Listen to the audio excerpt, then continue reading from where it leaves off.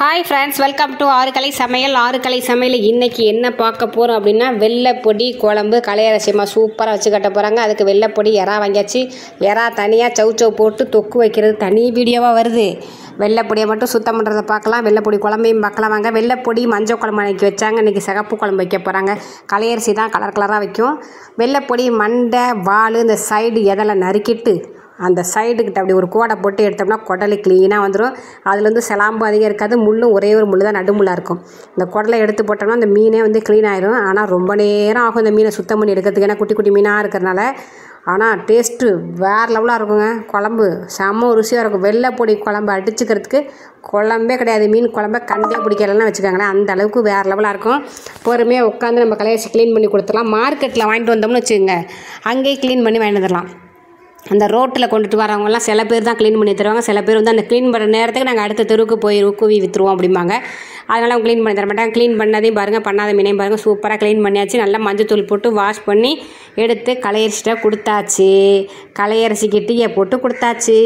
குழம்பு வைக்க போகிறாங்க. அதுக்கு ஒரு பவுல் எடுத்து வச்சுட்டு தேவையான மல்லித்தூள், மஞ்சத்தூள், மிளகாத்தூள், தேவையான உப்பு எல்லாமே போட்டுட்டு, புளியை வந்து எப்போவுமே குழம்புக்கு வந்து தண்ணியாக தாங்க கரைச்சி ஊற்றணும். கொஞ்சமாக எடுத்து நல்லா சுடுதண்ணி, உலத்தண்ணி இருக்குல்ல சுடுதண்ணி, அதை போட்டு வச்சோன்னு வச்சுங்க, அப்படியே சூப்பராக கரைஞ்சிடும். கொஞ்சம் புளியாக இருந்தாலும் நம்ம பச்சை தண்ணியை ஊற்றி கரைச்சோம்னா தான் புளி வந்து சீக்கிரம் கரையாது. உலை வைக்கும் போதே உலத்தண்ணியை கொஞ்சம் எடுத்து அதில் ஊற்றிட்டோம்னா சீக்கிரமாக நல்லா மைய நல்ல புளியாக வந்துகிட்டே இருக்கும். புளி லாஸ்ட் வரைக்கும் புளியலாம். ஓகேவா? இந்த சாப்பிட்டுட்டு கலையரிசி சாப்பாடை சாப்பிட்டுட்டு இருந்த மீன் குழம்பை பற்றி பேசணுன்னு சாப்பிட்டது பூரா எது கழிக்கினா பார்த்துங்களேன். அதில் புளியை கரைச்சி ஊற்றியாச்சு தண்ணியாக. ஓகேவா? நல்லையாக தண்ணியாக கரைச்சி ஊற்றணும். இப்போ இந்த யூடியூப்பில் வேறு பாட்டு போடக்கூடாது, அடுத்தவங்கள்ட்ட வீடியோ கண்டென்ட் எடுத்து போடக்கூடாது, பேசி போடுங்கன்ட்டாங்க. இனிமேல் சுபா வந்து எனர்ஜி ஏற்றி எல்லா வீடியோவும் பேசி போடுற நிலைமைக்கு ஆளாய வேண்டியதான். ஓகேவா?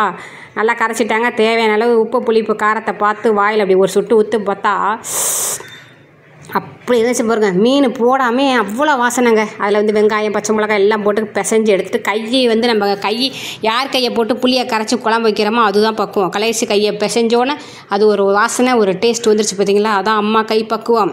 இந்த எண்ணெய் சட்டி வந்து இப்போ கலையரிசிக்கு ரீசெண்டாக எதை எடுத்தாலும் 150 ரூபா கடை ஒன்று போட்டிருந்த பாருங்க ஷார்ட்ஸில்.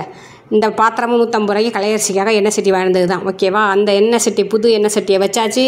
மணக்க செக்கில் ஆட்டின நல்லெண்ணெய் ஊற்றி வெந்தயத்தை போட்டு சின்ன வெங்காயம், பச்சை மிளகா, கருவேப்பிலை, ஒரு சின்ன தக்காளி, ஒரு தக்காளியை பிசைஞ்சு விட்டாச்சு.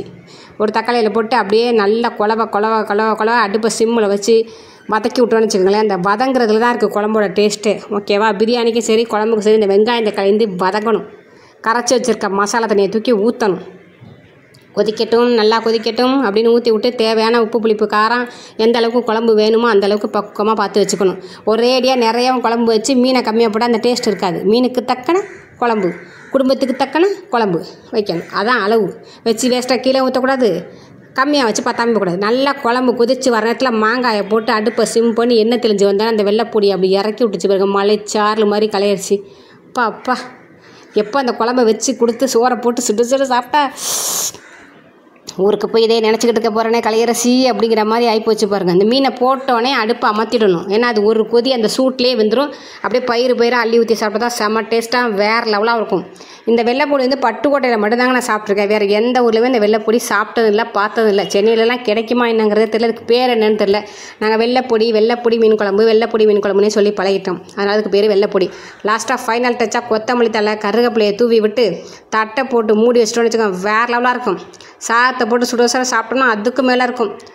அங்கே பாருங்கள், 2 சைடிஸை வச்சு சோத்தை போட்டு அந்த மீன் குழம்பை ஊற்றி சாப்பிட்டோம் பாருங்கள். இலையில் சுட சோத்தை போட்டு சாப்பிட்டா வேறு லெவல். ஓகே பாய், நன்றி வணக்கம். நாளைக்கு ஊருக்கு போகிறோம்.